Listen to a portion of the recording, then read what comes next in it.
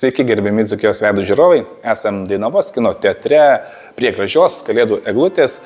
Baigėsi 2023 ir štai jau kitais metais laukia daug įdomių, gražių permainų. Aš tuo nebijoju čia kino teatre, o plačiau apie tai mes šiandien kalbėsimės su Dainavos kino teatro direktorė Simona Butrimienė. Sveiki. Sveiki.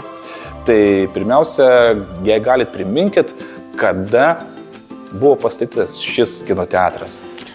Šis kino teatras buvo pastatytas 1960 metais. Tai iš tiesų yra šiuo metu išlikęs veikiantis tikrai vienas seniausių kino teatrų Lietuvoje. Kaip toks būtent, ar ne, kino teatras? Ir taip, kaip kino teatras, kaip statytas kaip kino teatras ir atliekantis šią funkciją. Ir iš tikro per šią ilgą gyvavimo savo istoriją kino teatras niekada nebuvo nutraukęs savo veiklos, keitėsi išvaizda, pirminė ir fasado išvaizda buvo kiek kitokia. Ir viduje buvo visokių išplanavimų, buvo rodomas ir kinas, vienu metu čia buvo įsikūrusi televizija. Taip pat veikė videotekos, bet veiksmas vyko visada. Didelių investicijų šis kino teatras infrastruktūriškai paskutinį kartą buvo sulaukęs 1998 metais, tuomet buvo pakeistas stogas, sutvarkytas fasadas, vidus pirmas aukštas paremontuotas. Bet iš tiesų praėjo daug laiko, viskas labai pasikeitė ir iš tiesų būtina atsinaujinti, jeigu norim tęsti kokybiškai, būtent teikti paslaugas miesto ir aplinkiniams gyventojams. Daug dešimtmečių gyvuojantis kino teatras nėra įsitrauktas į kultūros paveldo kokį registrą? Ne, į kultūros paveldo registrą jis įtrauktas nėra, nes tai yra tarybinis statinys, ne, tarkim, kokios tarpukario Lietuvos ar panašiai. Tai buvo toks tipinis kino teatras, kurių buvo tikrai ne vienas ir ne du per visą Tarybų sąjungą buvusią. Netgi buvo visiškai analogiškas toks, kai Dainava stovėjo jis ir Kaune berods tikrai. Bet tai nenumenkina turbūt, kad tai buvo mūsų miesto kultūrinio gyvenimo dalis. Ir taip pačiai, pavyzdžiui, Palangos Naglės, kuris irgi yra tipinis tarybinis kino teatras, šiuo metu irgi kaip tik mačiau, jau išduotas leidimas statybai, visiškai iš esmės yra atnaujinimas ir toliau gyvuos tęs savo kultūrinį gyvenimą. Atnaujinimai prasidės, kada planuojate? Šiuo metu pagaliau jau užbaigėme vidaus remonto visą patalpų projektą. Projektuotojas viską suprojektavo, kaip tai turėtų būti. Tai yra ir elektros instaliacija atnaujinimai, ir pertvaros sienos, tiek pirmo, tiek antro aukšto, vandentiekio visa sistema, taip pat tualetai visiškai kitaip bus perdaroma, bus atskirai vyrų, moterų tualetai, bus neįgaliųjų tualetas įrengtas. Ir neužilgo turėtų būti savivaldybėje skelbiamas viešasis konkursas, ir ieškosime rangovo, kuris būtent šios darbus ir vykdys. O taip tikimės, kad pavasarį turėtų jie prasidėti, o kokie bus terminai, turbūt jau su rangovu reikės sėsti žiūrėti, kokie yra įgyvendinimo etapai pagal projektą. Vadinasi, kino mėgėjai iki pavasario dar turi tą galimybę mėgautis kinu čia Lietuvoje, po to jau turės trupučiuką arba kitur žvalgytis, arba pakentėti. Taip, tai tikrai dabar drąsiai galite eiti, turime šventinį laikotarpį, daug puikių filmų, daug žiūrovų, daug klasių, daug vaikučių su tėveliais, grįžtančių, atostogaujančių. Tai tikrai neturėjome tikslo užverti kino teatrą būtent šventiniam laikotarpiui, o pagal visas pirkimų, sutarčių pasirašymo ir kitas procedūras, matysime, kaip mums seksis. Viduje rekonstrukcija laukia ar ir išorės? Kol kas šiame etape viduje suprojektuoti ir suplanuoti darbai, bet be abejo tikrai būtina ir išorę tvarkyti. Tai vidus buvo pasirinktas pirmas dėl to, kad kuo greičiau žiūrovai galėtų pajusti tą komfortą ir greičiau įveiklintume nenaudojamas patalpas antrame aukšte. Bet apie išorės remontą, žinoma, taip pat reikia galvoti, nes pastatas nešiltintas, senas, jau matome ir nutrupėjimų vėlgi išorės fasado, tai tai turbūt ateities dar darbai, kurie irgi po truputį turės būti planuojami ir įgyvendinami. Ir techniniai dalykai, ar ne, na, kino demonstravimo keisis? Taip, keisim, na, žiūrovas kažkokios turbūt esminio skirtumo nepajaus, apart to, kad tai bus daug geresnės raiškos filmai. Šiuo metu mes irgi turime garso sistemą tikrai dar neblogą, tačiau ją patobulinsime taip pat, bet taip planuojame statyti naujesnį lazerinį kino projektą. Na ir visada, aišku, yra tie du tokie dalykai, kurie strikdo visus darbus, tai būtent pirkimai, apskundimai, kurie kartais įsitęsia labai ilgą laiko tarpą. Na ir po to kartais užstrigęs finansavimas. Dėl finansavimo viskas jau išspręsta, tikrai ramu. Na, taip preliminariai 2024 metų Alytaus miesto biudžete yra numatytos lėšos mūsų remontui vidaus. Na, bet dar žinoma, biudžetas galutinai nepatvirtintas, tai tą sprendimą priims taryba, bet na, tikėkime, kad viskas bus gerai, nes, na, taip, kaip žinome, nei vadovų nuomonė pasikeitė ir politinė valia alytiškiams suteikti geresnės sąlygas žiūrėti kiną, praplėsti veiklas, jinai išlikusi, kaip ir buvo valdančiosios daugumos. Kiek tikitės, kiek yra numatyta, kad skirs savivaldybė, kiek apskritai šis projektas kainuos? Šiuo metu biudžeto projekte būtent remonto lėšoms numatyta 450 000 eurų. Bet kita dalis nebus irgi iš ES, ar kaip čia? Kol kas tik tais miestas tvarko, na, turbūt tikėtina iš ES ar kito prisidėjimo išoriai būtų galima tikėtis finansavimo. Na kągi, dabar belieka tais pakvies žiūrovus pasižvalgyti iš tikrųjų, kokios tos erdvės ir kur atsivers čia jau kelius dešimtmečius gyvuojančiame Dainavos kino teatre. Tad keliaujam.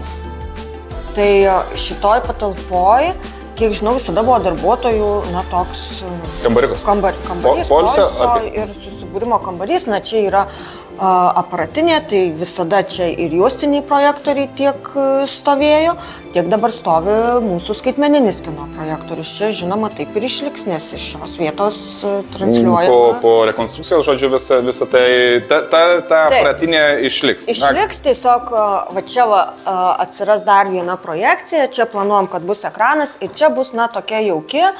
Aš ją pavadinau, kad planuose bus šiek tiek bohemiška kino salė tokiems jaukiems kameriniams susibūrimams.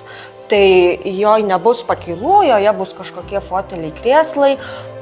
Planuojam, kad tai gal bus 15, gal 20 vietų.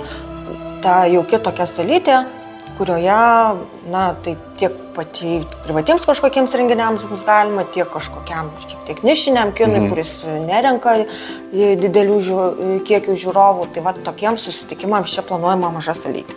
Žodžiu, galima sakyti, ar ne, kad, kaip ir minėjot, nišiniai tokie būtent filmai būtų rodomi čia, kur renka, na, irgi savo žiūrovus. Taip, arba taip pačiai tikrai dažnai sulaukime paklausimų, ar galėtų ten kolektyvas nedidelis uždarai pasižiūrėti, ar galėtų gimtadieniui, vat, pavyzdžiui, tai tikrai didelę salę užleisti, pavyzdžiui, šeštadienio vakarą, na, sudėtinga, tarkim, 15 žmonių gimtadienio kompanijai, bet kai turėsim tokią mažą salę, tai manau, kad puikiai galėsim šį poreikį būtent mūsų žiūrovų patenkinti. O iš tikrųjų matom, jog yra daug plakatų ir vienam ir kitam kambarį. Ir štai va, amerikietiškas pyragas. Filmas, kurį rodė prieš kiek čia metų, prieš kokį 10 ar net daugiau, gal 15, gal 20 metų. Taip, gal ne 20 metų. Jo, greičiausiai. O turite išsaugoję kažkur, ne tik pakabintų, bet tų plakatų, nes aš įsivaizduoju, kad yra tų melomanų, kinomanų, kurie plakatus kolekcionuoja. Turime, iš tikrųjų ir ypač saugojame, nes gaunam ne lietuviškų originalių filmo plakatų, tai turim tokių senų, nes čia tikrai seni, tai gal ne, bet tikrai nuo 2000 metų tai taip pakaupė. Nėra tos minties, kad kada gal padaryti tokią ir ekspoziciją, nes tada iš tikrųjų eini ir matai, vat, ir aš mačiau ir Gelbstinti eilinį Ryaną, filmas superinis, tokių, kur tu pamatęs plakatus pagalvoji, kad verta dar kartą gal net pažiūrėti. Iš tiesų, lietuviškų filmų plakatus mes bent po vieną egzempliorių kaupiam ir stengiamės perduoti Alytaus kraštotyros muziejui, jas į savo rinkinius juos įsitraukia. Na, o užsienietiškų tai tikrai dalį panaudosime dabar vaikų žaidimų erdvės apipavidalinimui.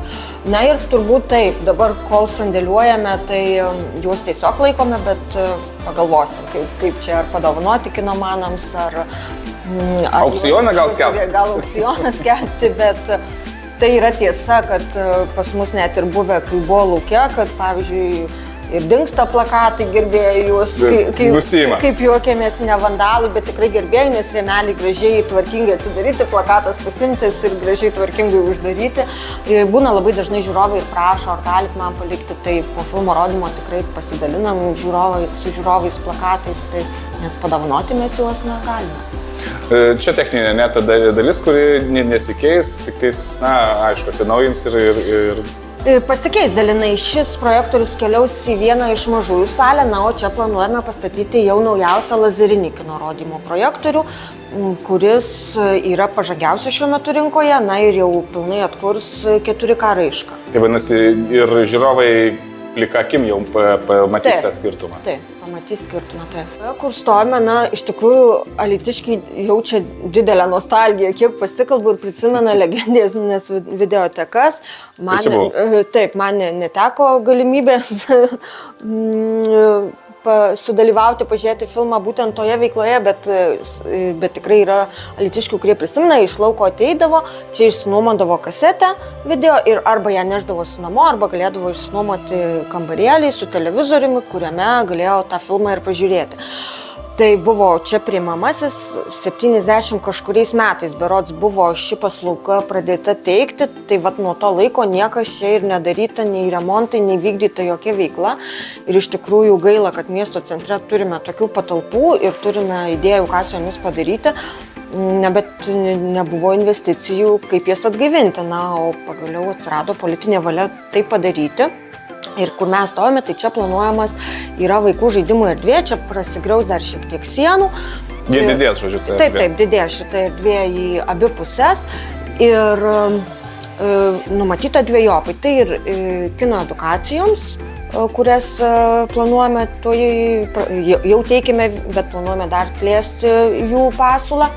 Taip pat planuojama irgi dažnai užklausima, ar vaikai galėtų po gimtadienio pažiūrėję filmą kažkur nueiti, suvalgyti tortą, pažaisti. Tai mūsų planuose, kad tai bus tokių išmanių žaidimų erdvė, kadangi vietos nėra daug, ne karstinės, ne žaidynės, plus labai norim, kad įvairaus amžiaus vaikai turėtų ką veikti, ne tik mažiausi, kuriems įdomus kamuoliukų baseinai, bet ir didesni. Tai mūsų mintys tokios, kad tai bus interaktyvių žaidimų erdvė. Galėtų atsirasti VR akiniai, kas ir su kinu dabar jau po truputį įžengia. Ir tokiems užsiėmimams. Taip pat planuojam, kad čia bus paslauga tokia, kad tėveliai kine, vaikai žaidžia. Žiūrėsim. Jeigu ateitų tėveliai norėtų pažiūrėti filmą, tai jie gali čia palikti. Ne vaikų auditorijai, pavyzdžiui, ten kažkurį vakarą ir neturi kur palikti mažylių, tai mažyliai žaidžia, tėveliai žiūri filmą. Tai tokios mintys šitai vaikų žaidimo erdvei. Taip, šioje patalpoje, kur buvusios yra videotekos, planuojama pagal jau padarytą projektą tokie pertvarkymai, kad ši visa siena išsigriaus ir ekranas bus ten ir čia bus tokia su pakylėlėm 25-27 vietų salė. Mūsų tikslas buvo taip, kad į salę sutilptų bent jau viena klasė, tai irgi mūsų visoms veikloms, ir taip pačiai žiūrovams, kad galėtume daugiau filmų paimti, ilgiau laikyti filmus repertuare, kai jie jau neberenka pilnų salių žiūrovų.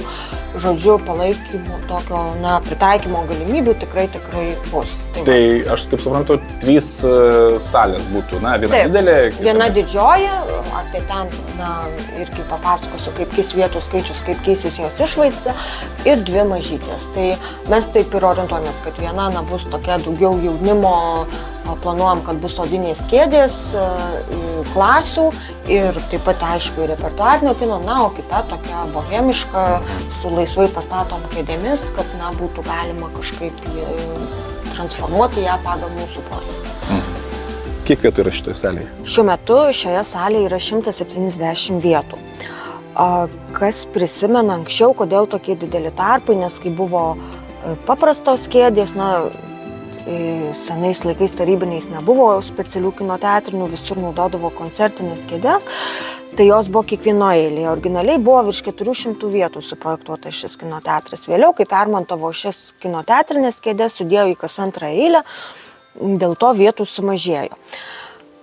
Tačiau laikantis šiandieninių standartų, mes negalim sumontuoti šiuolaikinių kinoteatrinių kėdžių, nes pasvirimo pakylos kampas yra per mažas ir sudėjus patogias kėdes, tai tiesiog ypač vaikams ar mažesnio ūgio, vidutinio ūgio žiūrovams užsidengtų ekranas su priešais esančia kėde. Dėl to suplanuota rekonstrukcija visos salės, ši pakyla bus išardoma ir bus sumontuojama nauja pakyla, jinai gerokai aukštesnė bus, žiūrovai jau sėdės beveik palei langelius.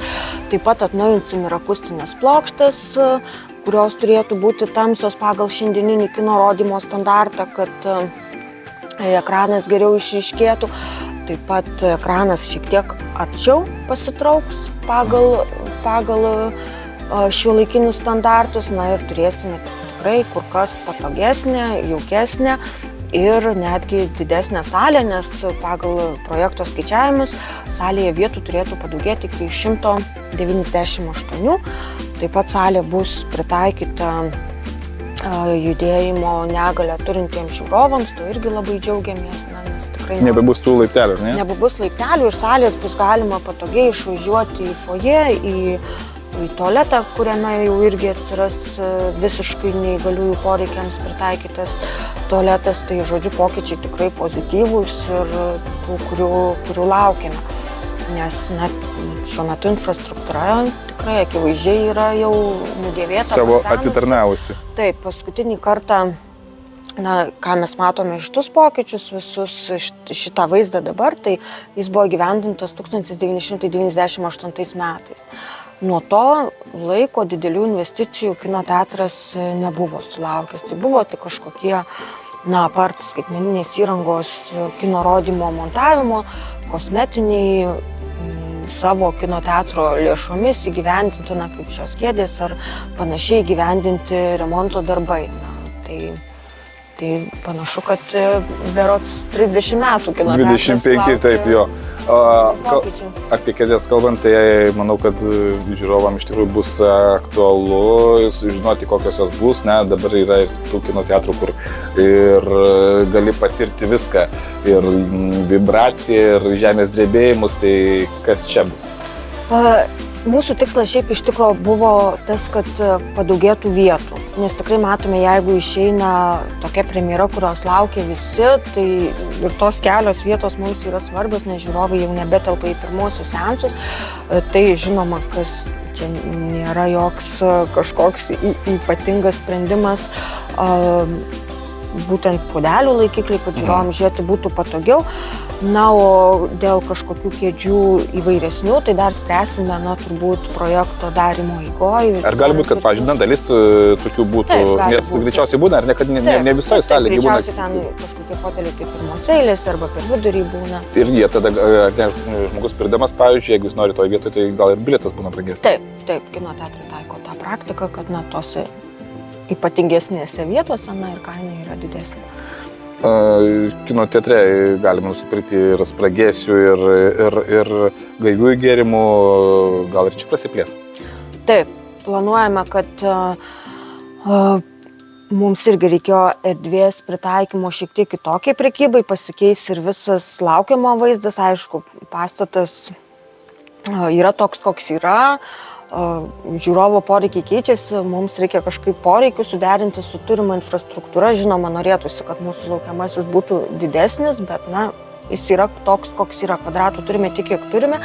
Tačiau vis tiek planuojame, kad sukeitus erdvės išplanavus šiek tiek kitaip, atsiras vietos pateikti didesnį asortimentą. Planuojame, kad atsiras, ką visi kino teatrai ir daro, savitarnos zona. Tai jau deriname ir programinius sprendimus, kad tai pasidarytų. Savitarnos bilietų pardavimo aparatas taip pat yra planuose ir numatyta jam vieta ir išplanuota, kad elektros tiekimas ir visa kita. Tai Taip, laukia pokyčiai ir būtent tenai. Internetu įsigyti bilietai labai populiarūs yra? Taip, kaip kartais galvoju, net metai bėga į pabaigą, pasižiūrėsiu statistiką, iš tikrųjų gal pandemija buvo tas lūžis, kuris paskatino nepirkusius anksčiau internetu pabandyti pirkti ir dabar net sko metų pabaigoje pasižiūrėsim, bet kad 50/50 kasoje ir internetu tai tikrai. Ja, tai vadinasi, atrado Alytiškiai tą galimybę. Taip, ir iš tiesų dabar žiūriu ir kalėdiniai dovanų kuponai ne per seniausiai, tik tą funkciją įdėgime, kad galima jūs būti pirkti internetu. Ir žiūriu, kad žmonės tikrai niekur neįdami iš namų įsigyja dovaną savo artimiesiems.